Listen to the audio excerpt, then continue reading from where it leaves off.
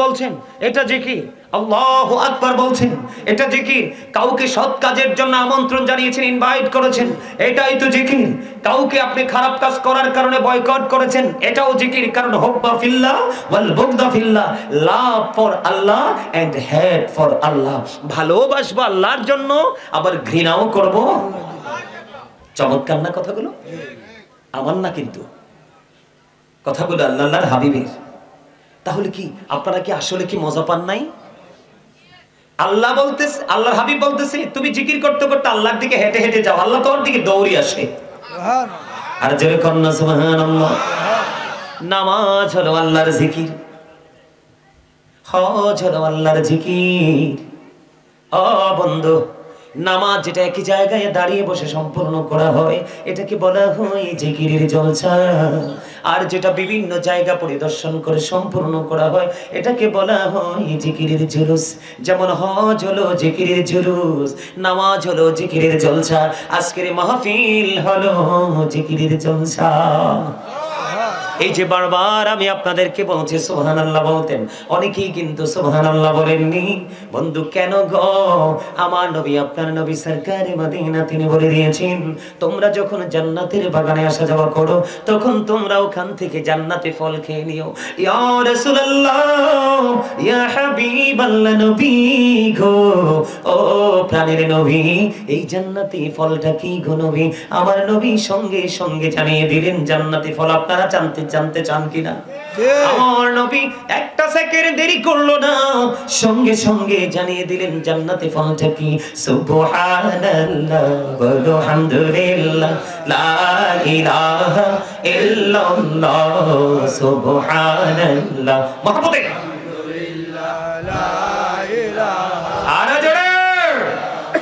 সুবহানাল্লাহ ওয়া আলহামদুলিল্লাহ, লা ইলাহা ইল্লাল্লাহ, লা ইলাহা ইল্লাল্লাহ, লা ইলাহা ইল্লাল্লাহ। নবী আমার নূরের পুতুল জগত করলেন ও জালা, নবী আমার নূরের পুতুল জগত করলেন ও জালা। রোজ হাশরে করবেন তিনি উম্মতের ফয়সালা। সুবহানাল্লাহ আলহামদুলিল্লাহ, লা ইলাহা ইল্লাল্লাহ, সুবহানাল্লাহ, মহব্বতে লা ইলাহা ইল্লাল্লাহ, লা ইলাহা ইল্লাল্লাহ, লা ইলাহা ইল্লাল্লাহ।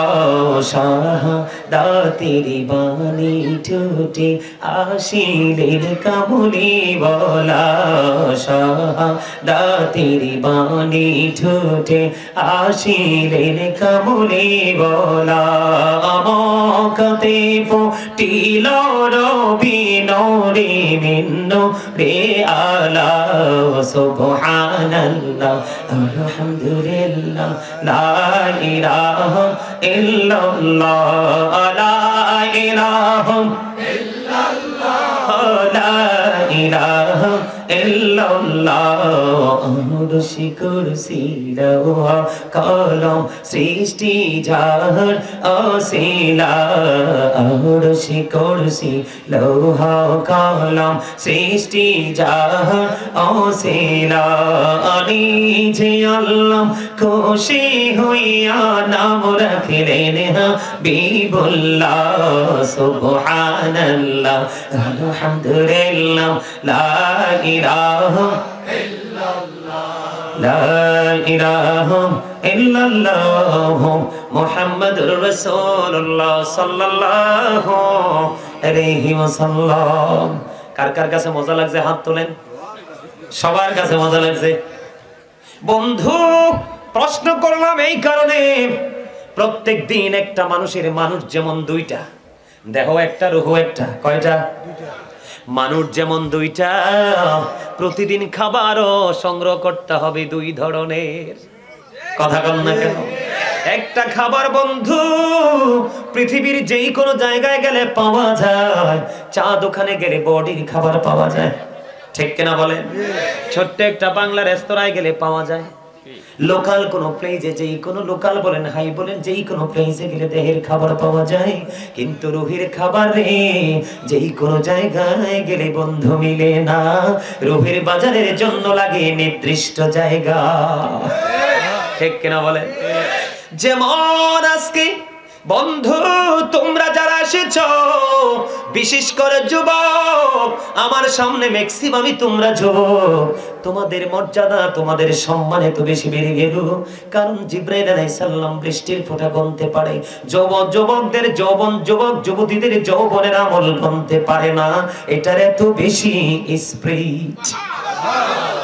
যৌবনকালে তোমরা বেশি বেশি করে আমল করো, কাল হাসরের দিন সোহাত উপরে থাকবে সূর্যটা, সূর্যের তাপে মাথার এই মগজটা গরুর গোশত যেমনি বিয়ে বাড়িতে পাতিলের মধ্যে টকবক টকবক করে উঠরায়, কুরবানির ঈদের দিনে গরিব ধনী নাই সবার ঘরে বড় পাতিলে গোশত উঠরায়।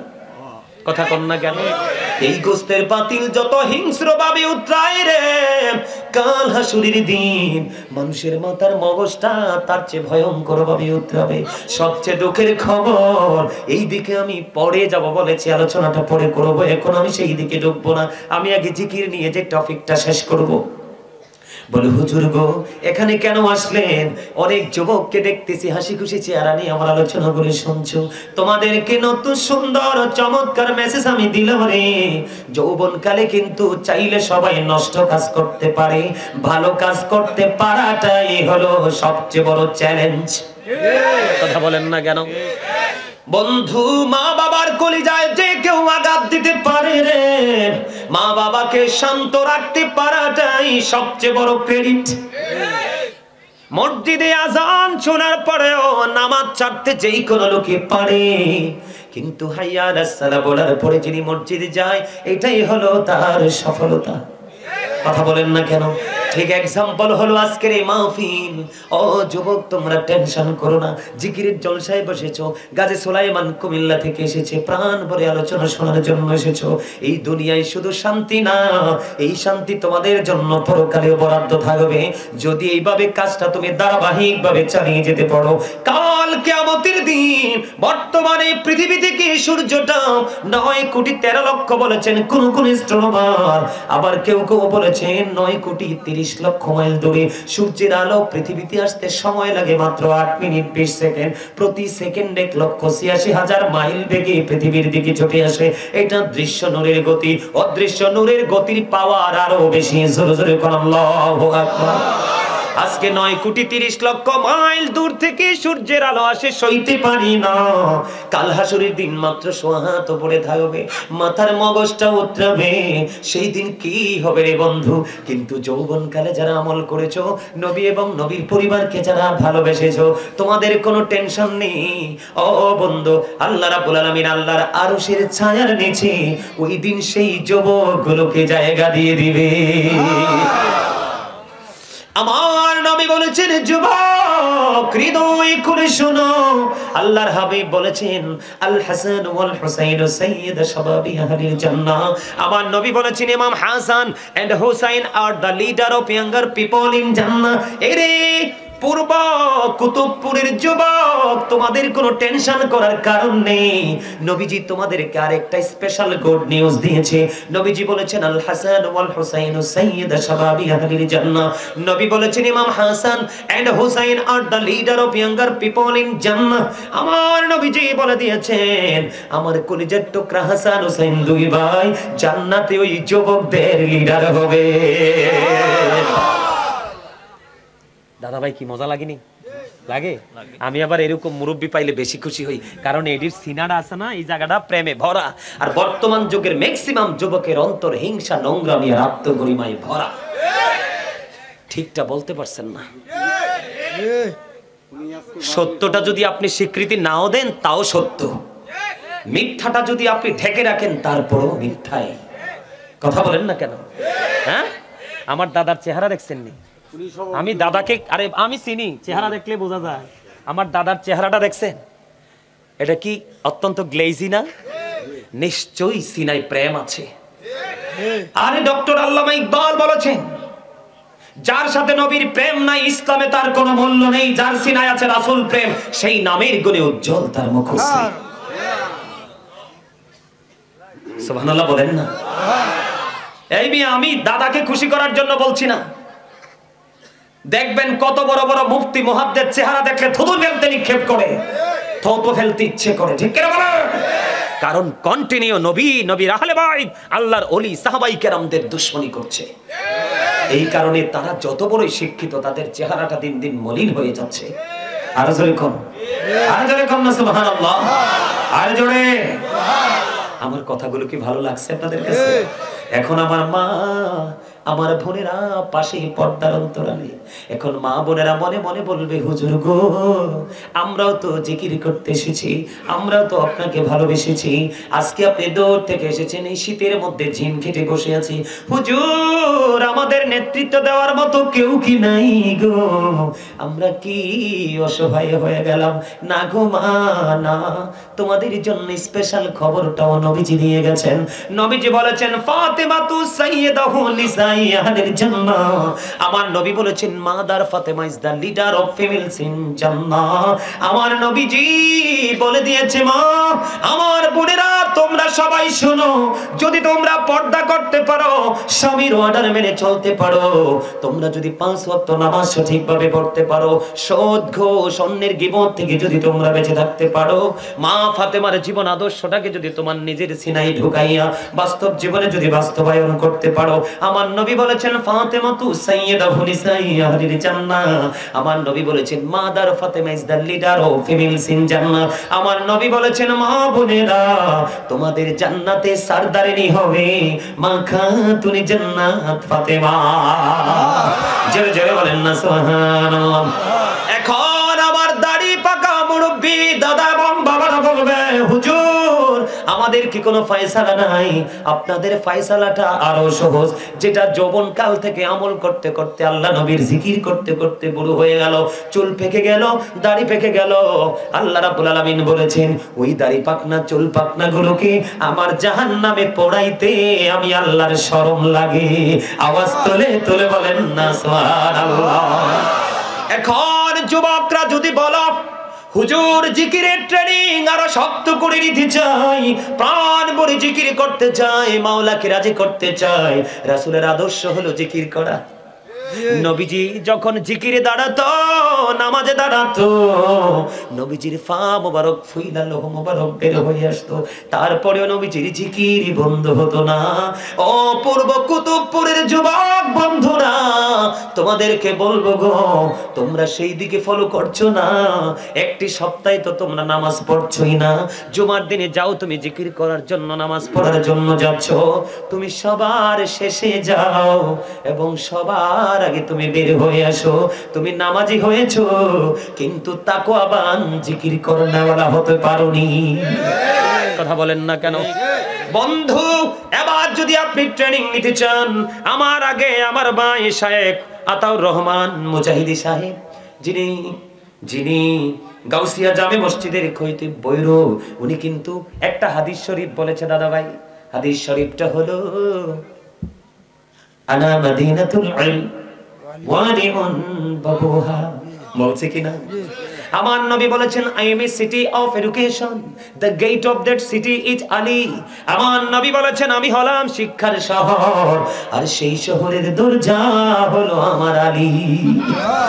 তাহলে আপনি কিয়ামতের দিন, কাল হাসরের দিন কি বলতে পারবেন যে আল্লাহ আমি জানি নাই, আল্লাহ আমি বুঝি নাই? এই কথা বললে কি দাঁড়াইতে পারবেন? পারবেন না। তার কারণ আল্লাহ আগে ঘোষণা দিয়ে দিয়েছেন। সূরা ইউনূসের 44 নম্বর আয়াতে আল্লাহ বলেছেন, ইন্নাল্লাহা লা ইয়াজলিমুন নাসা শাইয়্যান ওয়ালাকিন্নান নাসা আনফুসাহুম ইয়াজলিমুন। আল্লাহ বলেছেন, Allah doesn't wrong his slave, we are the ones who do wrong. আল্লাহ বলে দিয়েছেন, আল্লাহ রাব্বুল আলামিন আল্লাহর বান্দার উপর জুলুম করে না, অত্যাচার করে না, বান্দা নিজেই নিজের উপর অত্যাচার করে। কোথায় যাবেন বলেন তো?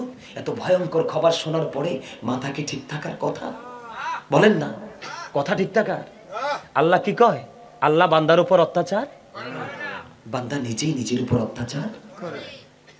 যারা অত্যাচারী আল্লাহ তাদের সম্পর্কে আরো ওয়াজ করতেছেন, আল্লাহু লা ইউহিব্বুজ জালিমিন। যারা অত্যাচার করে আল্লাহ বলছে তাদেরকে আল্লাহ পছন্দ করেন না।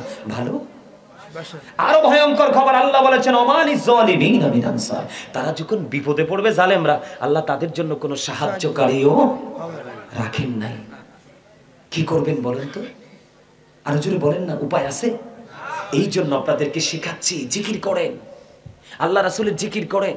জিকির করতে করতে আপনি আল্লাহ পর্যন্ত পৌঁছে যাবেন, আল্লাহর প্রিয় হয়ে যাবেন। পৃথিবীতে যত মানুষ আল্লাহর ওলি হয়েছেন সবাই জিকির করতে করতেই হয়েছে, জিকির ছাড়া কেউ হয় নাই। যদি একটা এক্সাম্পল দেই আপনাদেরকে, একটু পড়ে দিব, একটু ধৈর্য ধরেন। বন্ধুরি আমার, আমি আপনাদেরকে জিকির নিয়ে যুবকদেরকে মজা দিতেছিলাম, ঠিক কিনা? হাসরের ময়দানে তাদের পজিশনটা কি হবে, তাদের রিসিপশনে কে থাকবে, তাদের নেতৃত্ব কে দিব, এই জায়গা থেকে বন্ধু বলতে চাই রে, বেশি বেশি করে তোমাদেরকে জিকির করতে হবে। আমার দিকে তাকার বন্ধু, প্রত্যেকটা জিনিসকে, প্রত্যেকটা মেশিনকে ক্লিয়ার করার একটা যন্ত্র আছে। আল্লাহর হাবিব বলে দিয়েছেন, বান্দা তোমাদের মনের ঘরের ময়লা পরিষ্কার করার যন্ত্র হলো জিকির। সায়েন্টিফিকদের গবেষণায় বের হয়ে এসেছে, জিকা ইজ দা হার্ট মেডিসিন, জিকির হলো হার্টের ঔষধ। তুমি যত বেশি জিকির করবা তোমার হার্ট তত বেশি স্ট্রং থাকবে, শক্ত থাকবে। তোমার হার্ট বেশি শক্ত হলেই তোমার জীবনও শক্ত। আলহামদুলিল্লাহ বলে। বন্ধু, আল্লাহর হাবিব সরকারে মদিনা তিনি বলেছেন, জিকিরটা জবান দিয়েও করা যায়, অন্তর দিয়েও করা যায়, তবে জবান এবং অন্তর দুটো মিলে যে জিকিরটা করা হয় ওই জিকির হলো সবচেয়ে উত্তম জিকির। আল্লাহর হাবিব সরকারে মদিনা তিনি বলে দিয়েছেন, তোমরা জিকির করার সময় এমন ভাবে জিকির করো মানুষ দেখলে যেন তোমাদেরকে পাগল বলে। আওয়াজ তুলে বলেন না আল্লাহু আকবার। পাগলের মতো জিকির করো। আল্লাহর হাবিবকে প্রশ্ন করা হলো, হযরত উবাইদুল্লাহ রাদিয়াল্লাহু তাআলা আনহু প্রশ্ন করলেন, ইয়া রাসূলুল্লাহ সুবহানাল্লাহর মানেটা কি? নবীজি বললেন, সুবহানাল্লাহর মানে হলো পৃথিবী এবং পৃথিবীর মধ্যে যা কিছু, পৃথিবী এবং পৃথিবীর মধ্যে যা কিছু আছে তাহা থেকে যাহা পবিত্র সেটাই হলো সুবহানাল্লাহ, আর এটাই হলো জান্নাতি ফল। জোরে জোরে কন্না সুবহানাল্লাহ। এটা কিন্তু জান্নাতের বাগান। আপনারা যারা এসেছেন তারা জান্নাতের মেহমান, আর আপনাদের রূহের জন্য খাবার এখানে, দেহের খাবার পাইবেন পরে। দেহের খাবার পাওয়ার আগ পর্যন্ত যা আপনারা এখান থেকে নেবেন এই সবগুলো হলো আপনার রূহের খাবার। জোরে জোরে বলেন না সুবহানাল্লাহ, আর জোরে বলেন না সুবহানাল্লাহ। বন্ধুরি আমার, প্রাণটা খুলে জিকির করো। আমি এখানে 6 ঘন্টার জন্য আসিনি, কিছুক্ষণের মধ্যে আলোচনা গুছাই ফেলবো। হয়তো জীবনে দেখা হতেও পারে, আবার নাও হতে পারে। আমি চাইবো বন্ধু আজকের এই আলোচনাটা তোমাদের চিরদিন যেন তোমাদের হৃদয়ে গাঁথা থাকে, তোমরা যেন এটাকে দিন দিন জাগিয়ে তুলতে পারো। কি বলেন দাদা ভাই? জোরে জোরে কন্যা ঠিক কিনা? আরে জোরে। বন্ধুরি আমার, এবার আসেন, ওই যে আমি একটু শুরুতে রাগ করেছিলাম, আপনাদেরকে বলেছি আপনারাই তো মনে হয় জিন্দা কবরবাসী। কেন বলেছিলাম? যারা জিকির করে তারা হলো জিন্দা, আর যারা জিকির করে না তারা হলো মুর্দা। যারা জিকির করে আল্লাহর কাছে তারাই জিন্দা।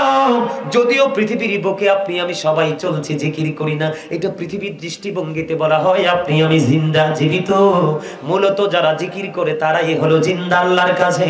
আর যারা জিকির করে না, আল্লাহ বলে বান্দারে তোদের মরণটা তো হলো একটা ফর্মালিটি, পৃথিবী থেকে আউট হয়ে আসা, আসলে সেটা আসার আগেই তো তোরা মরে গেছিস। এই জন্য বলেছি আসলে কবরবাসী যারা চলে গেছে তারা না আপনারা। ও বন্ধু, এই জন্য আপনাদেরকে বলেছি, রাগ করবেন না, বোঝার জন্য বলেছি। মাগফিরাতটা হলো কেমন জানেননি? এই যে জিকির করতেছেন বসে বসে, এটাই আপনার আপন স্বজনের জন্য হাদিয়া।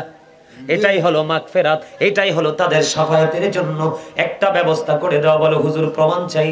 হযরত আবু হুরায়রা রাদিয়াল্লাহু তাআলা আনহু থেকে হাদিস কানা বর্ণিত, আমার নবী সাহাবায়ে কেরামদেরকে নিয়ে হাঁটতে শুরু করলেন। হাঁটতে গিয়ে হঠাৎ করে পথিমধ্যে তিনি দাঁড়িয়ে গেলেন। দাঁড়িয়ে তিনি কি করলেন? একটা খেজুরের ডাল ভেঙে 2টা টুকরো তিনি করলেন। 2টা টুকরো করে 2টা কবরের উপর তিনি গেড়ে দিলেন। 2টা কবরের উপর যখন গেড়ে দিল, সঙ্গে সাহাবায়ে কেরাম উপস্থিত রয়েছেন। সাহাবীরা প্রশ্ন করলেন, ইয়া রাসূলুল্লাহ ইয়া হাবিবাল্লাহ, নবী গো, এই কবরের মধ্যে দুইটা খেজুরের ডাল কেন গো গেড়ে দিলেন? নবীজি বললেন, এই দুইটা কবরের মধ্যে আযাব চলতেছে। কেন রে আযাব চলতেছে? একজন প্রস্রাব করে পানি খরচ করত না, আর একজনের কবরে আযাব হচ্ছে। সেই মানুষের গোপন কথা শুনে শুনে অন্যের কাছে বলে ঝগড়া লাগাই দিত। কারণ সমাজের মধ্যে মৃত্যুর চাইতেও যন্ত্রণা হয় ঝগড়া। কথা কন না কেন? এটা শুধু গীবতের জন্য, কান কথার জন্য হয়। ওয়াল ফিতনাতু আশাদ্দু মিনাল কতল। সমাজের মধ্যে, জাতির মধ্যে গীবত দ্বারা ঝগড়া সৃষ্টি করা খুনের চেয়ে বড় জঘন্য অপরাধ। তাহলে আপনারা বলেন, এই জবানটাকে কন্ট্রোল রাখতে পারা এটা আমাদের ক্রেডিট। বলে হুজুর কেন? আল্লাহর হাবিব বলেছেন, যেই ব্যক্তি দুই সোয়ালের মধ্যখান এবং দুই রানের মধ্যখানের দায়িত্ব নিতে পারবে, আমি নবী তার জান্নাতের দায়িত্ব নিয়ে নিব। জোরে বলেন না সুবহানাল্লাহ। দুই রানের মধ্যখানে আছে মানুষের লজ্জাস্থান। লজ্জাস্থান দিয়ে কিন্তু এখনকার কিন্তু সমকামিতা বেড়তেছে। কথা বলেন না কেন? এই সমকামিতা ছিল লূত আলাইহিস সালামের জামানায় নোংরা কাজ। আজকে আবার হাজার হাজার শত শত বছর পরে এসে এই সমকামিতা আবার মাথা চারা দিয়ে উঠেছে। জিনা ব্যভিচার হয় লজ্জাস্থান দিয়ে। এই জন্য আল্লাহর হাবিব বলেছেন, নারী হোক বা পুরুষ হোক, কেউ যদি তার দুই রানের মধ্যখানের দায়িত্ব নিতে পারে, তার মানে লজ্জাস্থান। কেউ যদি তার দুই সোয়ালের মধ্যখান, তার মানে মুখের দায়িত্ব। মুখ দিয়ে কাউকে গালি দেওয়া হয়, মুখ দিয়ে কারো বদনাম করা হয়, মুখ দিয়ে শোধ খাওয়া হয়, কত ধরনের নোংরামি সব বন্ধ মুখটা দিয়ে হয়। এই জন্য নবীজি বলে দিয়েছেন, এই দুইটা জায়গার দায়িত্ব যে নিতে পারবে, আল্লাহর হাবিব তার জান্নাতের দায়িত্ব নিয়ে নিবে। জোরে জোরে বলেন না সুবহানাল্লাহ, আর জোরে বলুন না সুবহানাল্লাহ। আল্লাহর হাবিব বলতেছেন, একজন প্রস্রাব করে পানি খরচ করতো না, পবিত্র ভালো করে হতো না, আর একজন মানুষের বদনাম করে করে সমাজের মধ্যে, জাতির মধ্যে ঝগড়া সৃষ্টি করে দিত। এই জন্য তাদের কবরে আযাব চলতেছে। ইয়া রাসূলুল্লাহ, বুঝতে পেরেছি, কিন্তু খেজুরের ডাল দুইটা কেটে দেওয়ার কারণটা কি? আমার নবীজি একটা ডাক দিয়ে বললেন, খেজুরের ডাল কেটে দেওয়ার কারণ হলো, এই খেজুরের ডালগুলো যতক্ষণ পর্যন্ত সবুজ থাকবে, ততক্ষণ পর্যন্ত জিকির করতে থাকবে, আর যতক্ষণ জিকির করবে রে, ওই কবরবাসীর কবর আযাব ততক্ষণ আল্লাহ মাফ করবে। তাহলে আপনারা কবরবাসীর জন্য হাদিয়া পাঠানো কি চুপ করে বসে থাকা না, জিকির করা? বুঝে নিতে হবে, মাগফিরাত কামনা করার উদ্দেশ্যে বানানো হয়েছে। এটা কোনটা? এটা মাগফিরাত কামনা করার উদ্দেশ্যে করা হয়েছে এটা। আর এখন যেটা করতেছি এটাই হলো মাগফিরাত কামনা করা। কথা কি বুঝে আসতেছে আপনাদের? সহজে বুঝেননি? আরো জোরে বলেন। তাহলে আমাদের জিকিরের দরকার আছে না নাই? এবার আসেন, এই যে এতক্ষণ যে জিকিরের কথা বললাম, সবগুলোই জিকির। এর চাইতে সবচেয়ে বড় জিকির হলো বন্ধু নামাজ। আপনাদের মসজিদটাতে আমি নামাজ পড়ছি আজকে, এই মসজিদে। আমি মসজিদে নামাজ পড়তে দেখে, মসজিদে ঢুকে প্রবেশ করার পরে আমার সাথে যারা আসছে, যারা আমার সাথে ছিল ওখানে, আমি বলছি, মসজিদে অনেক বেশি মুসল্লি হয় না। আমি মসজিদের স্রোতটা দেখে বুঝতে পেরেছি, অত্যন্ত দুঃখজনক, লজ্জাজনক, আফসোস, আমরা কতটা নিষ্ঠুর, কতটা নির্মম।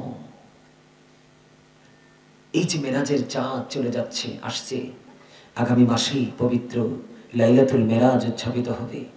এই মেরাজের রজনীতে আমাদের জন্য শ্রেষ্ঠ যে জিকিরটা নিয়ে এসেছেন, এটা একদিকে মেরাজ, আরেকদিকে জিকির, আরেকদিকে জান্নাতের চাবি, আরেকদিকে সকল নোংরা কাজকে বয়কট করার সবচেয়ে বড় অস্ত্র। কথা বুঝেন না মা? সূরা আমি একটা একটা করে বলছি, এটাও জিকির, কিন্তু এটা শ্রেষ্ঠ জিকির। যেমন সূরা আনকাবুতে আল্লাহ বলেছেন, ইন্নাস সালাতা তানহা আনিল ফাহশাই ওয়াল মুনকার, নামাজ মানুষকে খারাপ কাজ থেকে বিরত রাখে। এটা কিন্তু জিকিরের পাওয়ার।